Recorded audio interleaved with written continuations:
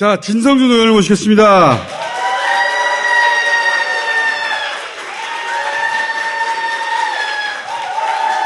자, 오랜만에 오셨습니다. 진성준 의원님 모신 이유가 뭐냐면 민주당이 지금 국정조사도 하겠다고 하고 김건희 특검도 하겠다고 발의 상태죠 지금. 네, 일단 국정조사부터 말씀을 드리면 우리 국민들 머릿속에 윤석열 정부가 출범 후에 뭘 했나 여러 가지 잘못들은 너무나 셀 수 없이 많지만 그래도 무슨 일을 했다고 하면 대통령 집무실을 이전한 것인데 단 하루도 있을 수 없다 해가지고 막 서둘러 이전을 강행하지 않았습니까? 왜 그토록 강박관념에 걸린 사람처럼 단 하루도 들어갈 수 없다고 하면서까지 이전을 강행했는가? 그 경위도 사실 수상합니다. 이상하죠. 굉장히 괴이적죠. 미스테리어스. 여기 미국인이 한 분 오셔가지고. 아, 그럼 우리말을 못 알아들으시는데 앉아 계시는 건가요? 네. 그 옆에 아마 통역을 해주시나 본데. 예. 중간중간에 제가 서비스를 좀 영어로 하고 있거든요. 예. 정상적인 정부라면 대통령 집무실을 이전하겠다고 하는 계획을 가지고 있어도 여러 가지 발생할 수 있는 재반 문제점들에 대한 보완 대책을 다 준비해 놓고. 그렇죠. 당연히. 그러고 나서 착수할 거예요. 국방부와 군부대가 연쇄적으로 5곳을 이동하지 않습니까? 국방부는 합참으로, 합참은 조달본부로, 조달본부는 또 어디로? 근데 그것도 최종이 아니잖아요. 최종이 아니죠. 그럴 이유가 하나도 없는데.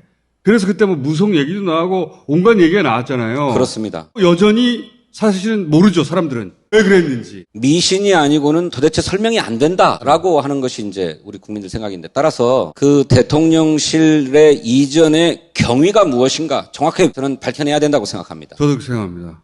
두 번째로는 이전이 그러면 매끄럽게 잘 이루어졌냐. 이전 공사를 했던 업체를 선정하는데 이게 사적인 관계가 작동한 것 같다는 거예요. 그 사적 관계의 핵심이 누군가? 그게 김건희 여사 같다는 말씀이죠. 그러니까요. 코바나 콘텐츠 후원 업체 이름을 올린 업체들. 그렇죠. 거기에 올랐던 업체들이 관저도 하고 대통령실도 하고. 이게 전모가 다 드러난 것은 아닙니다. 빙산의 일각입니다. 21G램이라고 하는 곳이 코바나 컨텐츠가 주관했던 전시회에 2번 연속으로 협찬을 합니다. 전시회 안내 포스터에 깨알같이 적혀있는 협찬업체를 찾아낸 겁니다. 마크 로스코전, 이건 2015년에 했던 전시회인데 저기 보면 맨 아래쪽에 협찬 도이치모터스 그다음에 히림이라고 나타나지 않습니까? 이 히림이 용산 대통령실 설계와 감리를 맡았습니다. 그다음 페이지 넘어가 볼까요? 르꼬르비지의 이거 현대건축의 아버지. 여기에도 히림이 등장하고 저기 21G램이라고 하는. 히림과 21g이 등장했네. 이 21g이 대통령 관저 인테리어 공사를 했어요. 이건 자코메티라고 하는 조각가의 전시회인데 여기에도 히림이라고 하는 업체가 등장하고 21g이 등장. 그러니까 반복 등장하네요. 그러니까 코바나 컨텐츠의 대표였던 김건희 씨하고 매우 밀접한 관계에서 사업상의 관계를 형성하고 있는 업체들인데 이들이 수의계약으로 공사를 따내거든요. 대통령실이나 대통령 관저는 국가 중요시설 가급이라고 부르는데 최고 보안을 요구하는 시설이다라고 하는 건데 이런 시설의 공사는 국가계약법상 수의계약으로 할 수 있어요. 보안이 굉장히 중요하니까. 수의계약을 했다고 해서가 문제가 아니라 이 업체를 선정한 게 누구냐 하는 것입니다. 그렇지. 근데 보시는 것처럼 히림이나 21g 이런 회사들이 오래전서부터 김건희 여사와 관계를 맺고 있었다는 것이죠. 세상에 얼마나 많은 회사들이 있는데 하필이면 딱 그런 회사들이 용산하고 관저공사에 등장했잖아요. 그렇습니다. 당연히 의심하지 않을 수가 없고 게다가 계약 시간을 보니까 2시간 48분 만에 계약하거든요. 입찰 공고 후 낙찰까지 걸리는 그러니까요. 시간이. 누가 미리 정해놨냐는 거죠. 그렇죠. 누가? 누가? 또 이 21g이라고 하는 회사의 대표는 대통령 취임식에 초청도 받아서 갔습니다. 아니, 관계가 있는 거예요, 확실히. 이때 대통령 취임식 초청에 누구가 초청한 것인가? 여사가 초청한 것으로 되어 있어요. 누구 초청인지 쓰기로 돼 있거든요. 네, 꼬리표가 다 붙죠. 누구 추천인지. 부인이 회사를 할 때 후원했던 업체인데 그 사람들을 초청도 했는데 네. 취임식 때. 네. 그런데 그 사람들이 자기가 살 집 공사도 했어. 그렇습니다. 그럼 당연히 부인을 의심하지. 누구를 의심하라는 거야 우리 보고 알려줘 좀.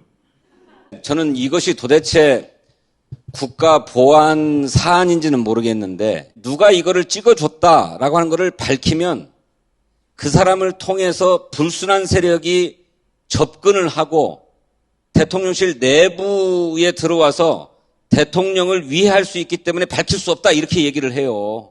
무슨 소리예요, 그게? 나는 이해할 수가 없어요. 밝힐 수 없는 이유가 그 사람을 밝히면 대통령 신상에 위해가 가해진다는 거예요? 그렇습니다. 한편으로는 맞는 말 아니에요? 부인인 게 밝혀지면은 지금 부인이 남편을 가만두지 않을 거 아니야. 언론에는 이 21g이라고 하는 업체가 한남동 대통령 관저 리모델링 공사를 맡았다고 다 보도가 됐는데, 그리고 저 코바나 컨텐츠 전시도 협찬했고, 그리고 취임식에까지 초청이 됐는데 이걸 확인해 줄 수 없다는 거예요. 왜 확인해 줄 수 없냐 물어보면 이 업체의 대표에게 불순한 세력이 접근을 해서 아하. 이 업체 대표를 포섭해가지고 대통령 관제에 위해를 가할 수 있기 때문에 그렇다는 거예요. 창의적이긴 하다. 여러분 납득이 가십니까? 그런데 이게 빙산의 일각입니다. 다음 페이지 넘어가 보실까요? 대통령 집무실과 관저를 이전하는 데 필요한 예산은 예비비로 편성되어 있었습니다. 그때 편성됐던 예산이 모두 496억 원이고 세 종류로 나누어져 있습니다. 하나는 행정안전부 소관 278억, 대통령 경호처 소관 100억, 국방부 소관 118억, 대통령 집무실과 관저 리모델링에 들어가는 돈은 278억이다. 그런데 히림은 8억 6천만 원을 공사를 땄다고 해요. 히림이 몇 개를 더 땄는지는 모르지만 그다음에 21g은 12억 2,500만 원에 계약을 했습니다. 그러니까 한 20억 정도만 지금 드러난 거예요. 나머지 260억 정도는 아직 베일에 쌓여 있는 겁니다. 몇 개 공사에 몇 개의 계약이 체결되었고 모릅니다. 어제 국회 운영위원회에서 한 가지 확인된 사실은 뭐냐면 전체 공사를 전부 다 수의계약으로 했다는 거예요. 전체를 다? 예. 그럼 이런 업체들이 줄줄 줄일 수도 있고 몇 개 업체가 다 했을 수도 있는 거네. 그렇죠. 아도를 쳤을 수도 있죠. 이게 통역이 될지 모르겠어요. 통역. 이 업체와 수의계약하도록 찍어준 사람이 누구냐?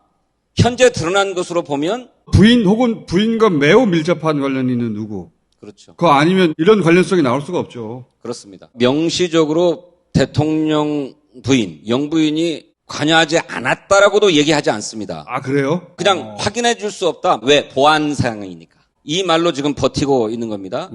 여러분 이거 다 드러내야 됩니까? 안 드러내야 됩니까? 국정조사 해야 됩니다.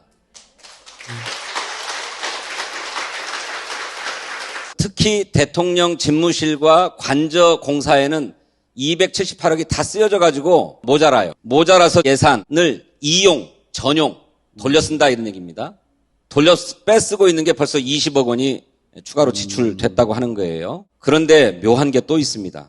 대통령 집무실과 관저를 이전하는 데 소요되는 비용은 행정안전부가 전담해서 계약을 진행하고 공사를 진행하고 있는데 대통령 비서실이 직접 계약해서 공사하고 있는 것들이 또 드러났어요. 이거는 총무비서관이 계약을 직접 한 것으로 보아서 대통령실 예산을 가지고 한 것입니다.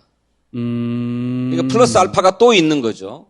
이게 드러난 것이 간유리 시공이라고 하는 겁니다. 이게 처음 나온 거 아니에요? 네, 맨 처음에 나온 거. 생긴 지 얼마 되지도 않는 유령회사가 대통령 집무실에 유리공사를 했다고 해서 난리 난 적 있잖아요. 근데 요거는 지금까지 말했던 비용이 아니라 대통령 비서실에서 지급한 거예요? 그렇습니다. 이거는 총무비서관이 계약 책임자입니다. 관저 리모델링이라든지 또 히림이 했던 것, 이거보다 행정안전부 청사관리단에서 다 했던 건데 이 간유리 공사는 총무비서관이 직접 계약을 했어요. 더 이상하다 이건. 이 업체의 시공능력 평가액이 3억 7천만 원밖에 안 돼요. 그러니까 이 업체는 3억 7천만 원짜리 정도까지 공사를 하면 된다라고 평가됐는데 7억 원짜리 공사를 맡은 거예요. 초기에 나왔던 건데 찾아갔더니 사무실이 조그맣고 텅텅 비어있고 유령회사처럼 보이는 곳을 갑자기 대통령 집무실 공사를 맡겼다. 그것도 서울도 아니에요.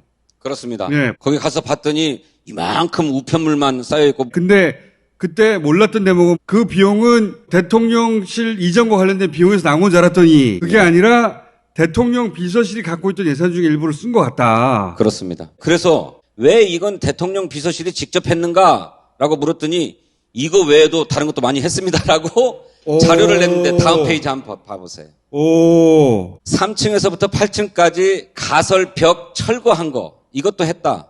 유리 칸막이도 설치했다. 천장에 화재 감지기를 설치하고 에어컨 공조기를 이동 설치하는 공사도 했다. 통신 설비를 이전하는 공사도 했다. 전등도 교체했다. 많이 했다. 아까 7억 외에도 또 추가로 대통령 비서실 예산으로 전부 수의계약이죠, 이거. 전부 다 수의계약입니다. 다누림이 이걸 다 했을 수도 있고 아니면 다누림처럼 이게 뭐야 정체가 이런 업체를 여러 군데 등장할 수도 있다는 거네요, 지금. 그렇습니다. 둘 중에 하나 같아요. 하나는 애초에 배정받은 돈보다 더 넘어가서 이랬을 수도 있고 훨씬 넘어갔다는 거. 또 하나는 더 은밀히 수의계약으로 주고 싶었던 곳일 수도 있죠. 그럴 수도 있죠. 그러니 도대체 대통령 집무실을 이전하는 데는 국가 예산이 얼마가 쓰였고 낭비된 것은 없는지 따져봐야 됩니다. 만약에 5년 후에 새로 뽑힌 대통령이 나는 한남동 관저에 살지 않고 청와대로 다시 가겠다. 그러면 어떻게 할 겁니까? 그렇게 될 공산이 크다고 봅니다, 저는. 그렇죠. 다음 대통령이 청와대로 다시 돌아올 것 같아요. 용산 대통령실은 다른 문제도 많이 있지만 대통령 공간으로의 상징이라는 게 단 하나도 존재하지 않잖아요. 네. 그럴 수밖에 없지. 그냥 군인들이 쓰던 건물이니까 거기를 들어갈 이유가 아무 생각해도 안 나요. 지금도. 그렇습니다. 아무 상징도 없는 그 빌딩에 왜 들어가야겠다는 거야. 의전을 비롯해서 모든 게 다 엉망진창 아니에요? 대규모 이전 공사가 발생했잖아요. 이게 다가 아니라 국방부도 이제 막 옮겨야 되잖아요. 그렇죠. 다 보안공사 아니야 또. 예. 국방부 공사도 다 보안공사입니다. 수의공사 막 등장할 거 아니야. 한편으로는 무속인가 싶기도 하지만 또 한편으로는 돈 빼먹으려고 그랬나? 그런 생각이 들지 않을 수 없는. 그렇습니다. 이상해요. 의원님도 지금 이상하신 거죠, 아주. 몹시 이상하니까 몹시 이상하니까 국정조사 요구서를 제출을 하죠. 두 번째 사안인데 대통령실 직원들의 사적 채용 의혹입니다. 그렇죠. 제일 눈에 띄는 게 김건희 여사가 노무현 대통령 묘소를 참배하고 권양숙 여사를 예방하기 위해서 간 일정이 있었습니다. 이때 수행했던 사람들 가운데 커바나 컨텐츠 직원이 둘이 그랬죠. 커바나 컨텐츠 직원이었던 사람들이 대통령실 직원으로 채용되었다면 그것은 김건희 여사와의 사적 관계가 작동한 것이라고 할 수 있지요. 당연하죠. 자기 회사 직원들 대통령실 취직시킨 거 아니에요? 그렇죠. 저희들이 여의도에서 듣는 얘기로는 국민의힘의 당직자와 국민의힘 국회의원 보좌관들의 입이 이만큼 나와 있습니다. 선거 때 열심히 공을 세워서 이제 나도 대통령실에 가서 일을 할 수 있지 않을까. 그네들은 하나도 못 들어가고 그러니까. 김건희 여사하고 관계 맺어 있었던 사람들이 다 들어가니까. 저도 그 얘기 들었어요. 파다하구나, 여의도를 넘어서. 예. 아주 파다하더라고. 그런 사람들이 이게 도대체 어떻게 된 일이야? 했더니 그 자리를 이런 사적 채용, 지인들, 친척들, 아는 사람의 아들들 예. 이런 사람들이 다 차지해버린 거지. 그렇죠. 그래서 빡 돌았다. 그렇습니다. 얘기는 저도 들었습니다. 결정판이 저는 신지연 씨라고 생각해요. 이 신지연 씨는 나토 순방에 동행했다가 대통령 전용기 타고 돌아온 사람인데 김건희 이 여사가 자기를 수행하고 보좌해 줄 사람으로 채용 절차를 밟아요. 그런데 이 여성의 남편이 인사비서관이거든. 그렇죠. 채용의 주체 아닙니까? 그러니까 이해 충돌이 발생할 거 아니겠어요.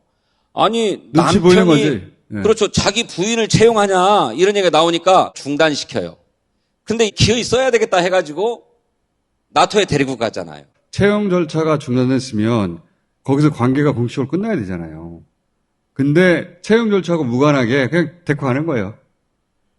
법이고 나발이고 비행기 타 이렇게 된 거지. 그렇죠. 사전 답사단에까지 포함되어 가지고 현지에 가서 대통령의 일정을 다 기획했다고 하지 않습니까? 이 대통령의 일정은 국가보안사항입니다. 비밀 취급 인가를 받은 사람만 취급할 수 있습니다. 이 비취 인가는 고위 공무원들에게 주어져요. 근데 이 신지연 씨에게 비취 인가 조치가 있었는가 확인해 봤더니 없어요. 비치인가도 없는 사람한테 대통령 일절 막 공개했다는 얘기죠. 그리고 그거 네가 짜라 이렇게 한 네. 거죠. 그리고 전용기 태우고. 비취인가가 아니라면 최소한 신원조회는 해야 됩니다. 국가정보원은 이 사람에 대해서 신원조회를 하지 않았습니다. 대통령하고 부인하고 잘 아는 사람이니까 빙타.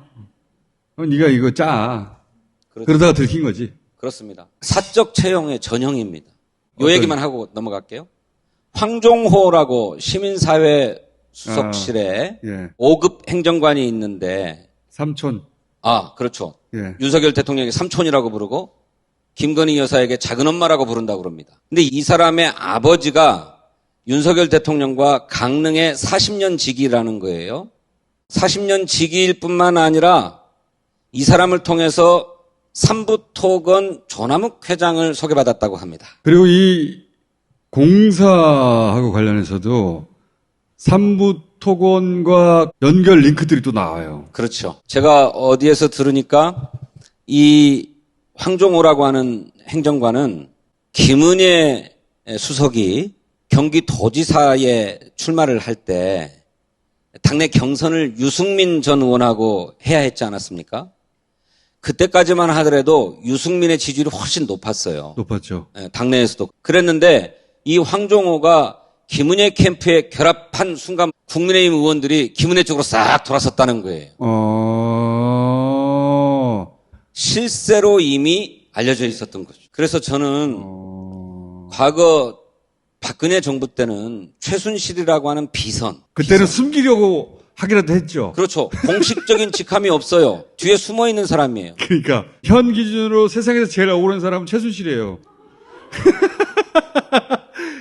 그 양반을 어떻게든 숨기려고 했거든. 윤석열 정부는 거기서 교훈을 찾은 거예요. 아예 공식 직함을 갖고 들어가야 된다. 최순실 갑자기 얘기하니까 생각나는 게 최순실 씨가 박근혜 대통령이 했다는 코치, 취임 식사 이렇게 쓰면 안 돼. 그런 내용들이 공개됐잖아요. 네. 그거 읽어보면서 최순실 말이 맞다. 최순실이 조언한 방향이 맞았어요. 그렇죠. 최순실이 만약에 보직을 갖고 했으면 잘했을 거라고 생각해. 지금 네. 생각해보니까. 홍보수석. 그러니까. 연설비서관. 그렇지. 근데 지금은 그 주변에 있는 사람들이 실력도 없어요. 실력이 없으니까 이렇게 다 엉망진창이잖아요. 네. 그래서 이걸 다 제대로 밝혀야 된다. 그렇습니다. 무슨 전리품 거두듯이 내가 승자니까 내 사람 마음대로 꽂겠다 하면 안 되고 가려서 해야 된다는 거예요. 어제 국회 운영위원회에서 대통령 비서실장이 사적 채용은 처음 들어봤다. 공개 채용의 반대말로 새롭게 만들어낸 신조어가 아닌가 싶다 이렇게 얘기를 하고 있는데 그런 의미가 아닙니다. 비공개 채용일 수밖에 없습니다. 비공개 채용이라 하더라도 국민이 안심할 수 있는 사람들로 대통령을 보좌할 인력들을 꾸려야 된다는 겁니다. 거기에 의존해서 대한민국 5년이 굴러가는 것 아닙니까? 내가 승리했으니까 내 사람 마음대로 꽂겠다. 이게 사적 채용이라고 얘기하는 겁니다. 그러니까 공인의식이 없다는 거죠. 공인의식이. 저는 그러니까요. 윤석열 정부의 제일 문제가 이런 거라고 생각합니다. 공적 마인드라는 게 존재하지 않아요. 그렇죠. 우리가 세금을 모아서 그 사람한테 엄청난 비용을 대주면서 대통령 수행하라고 하는 것은 공공을 위해서 일하라는 거지. 자기가 선거 이겼다고 자기 아는 친구들, 지인들, 아는 사람들 막 일자리 나눠주라고 한 게 아니잖아. 근데 그걸 하고 있죠, 지금. 그렇습니다. 아는 사람, 일로 와. 이런 거 하고 있는 거예요. 스스로 너무 대견한 거지. 대통령이 돼서. 그렇죠. 그 주변 사람들한테 막 나눠주는 거지. 네. 너 뭐 하고 싶어? 자기가 데리고 있던 수사관의 아들도 네. 대통령실에 있거든요. 그렇습니다. 주모라고 수사관은 지방선거에 출마도 시켰어요. 광주시장 후보였죠. 예. 국민의힘. 왕도 되게 엄격했거든요. 공사 구분이 없어요. 네. 모든 게 사적이에요. 네. 그러니 이 점을 드러내서 분명하게 밝히고 그 책임자를 처벌해야죠. 난관이 있어요. 국회 국정조사는 국회 재적의원의 4분의 1이 연설을 해서 요청을 하면 실시하게끔 되어 있어요. 진성준 외 몇 명 국회의원으로부터 국정조사 요구서가 제출되었습니다. 이렇게 보고가 되면 의장은 곧바로 교섭단체 대표의원, 원내 대표와 협의를 하도록 돼 있어요. 국정조사 왜 우리는 못해? 해도 하면 됩니다. 8월 30일에 본회의가 열리는데 그때부터는 국회의장의 시간입니다. 교섭단체 대표위원들을 불러서 야 이거 국정조사 어떻게 할까라고 협의하게끔 돼 있어요. 국민의힘은 무조건 거부할 거 아닙니까? 그 다음 수순이 뭡니까? 국회의장께서 국민의힘은 하지 않겠다고 하니 그러면 국정조사를 하겠다고 하는 정당과 국정조사 특별위원회를 구성하시오라고 하면 이제 구성을 합니다. 국감조법에는 4조에 이렇게 돼 있어요. 국정조사를 회피하거나 거부하는 정당이 있으면 그 정당의 의원은 제외할 수 있다. 그러니까 제외하고서라도 해야 된다 이 얘기거든요. 민주당과 무소속 의원들이나 정의당 함께 국정조사 특위를 꾸려가 하면 되는 거고 네. 국정조사위원회로 지정된 상임위원회 위원장이 야 나는 국정조사 안 해 싫어 하면 이 위원장을 제치고 상대 정당의 간사가 직무를 대행하도록 돼 있어요. 오케이. 그러니까 발동되면 하는 겁니다. 국회의장이 막을 수 있는 방법이 있습니까? 국회의장이 나는 못하겠다고 하거나 국회의장이 국민의힘이 반대하니 나는 이걸 진행 못하겠다. 그렇죠. 합의해 와라. 금진표 국회의장이 키를 쥐고 있긴 하네요. 그렇죠. 국회의장 굉장히 중요합니다. 네. 여기서 칭찬이 필요합니까? 압박이 필요합니까? 김진표 의장님은 지난번 검찰개혁법을 처리할 때 법제사법위원회의 안건조정위원회의 임시위원장을 맡아서 처리하도록 앞장서 주셨던 분입니다. 둘 중에 하나 아닙니까? 칭찬이 필요하냐? 압박이 필요하냐? 국정조사가 반드시 필요하다는 점을 많이 말씀해 주시는 게 더 필요하고 그게 격려. 네, 그렇습니다. 칭찬은 고래도 춤추게 한다. 단계별로 필요한 게 있잖아요. 근데 지금은 칭찬이 필요하다. 그렇습니다. 잘한다, 잘한다. 이렇게. 꼭 해라, 꼭 해라. 국정조사 실시에 있어서는 의장이 굉장히 중요한 키를 쥐고 그러니까 계십니다. 네. 반드시 하실 줄 믿사오니 아멘 하면서. 그렇습니다. 예. 정확하게 알았어요. 자, 의원님 오늘 여기까지만 하죠. 그렇게 하겠습니다. 감사합니다. 고맙습니다. 사람이 의리가 있어야 돼요. 큰 일이 지나고 나면 항상 확인이 되죠. 누가 남는지 실리도 중요하고 논리도 중요한데 제일 중요한 게 의리예요. 두 의원들 왔다 갔잖아요. 정몽주 의원이 생각나서 의리가 중요하다. 여기까지 하겠습니다.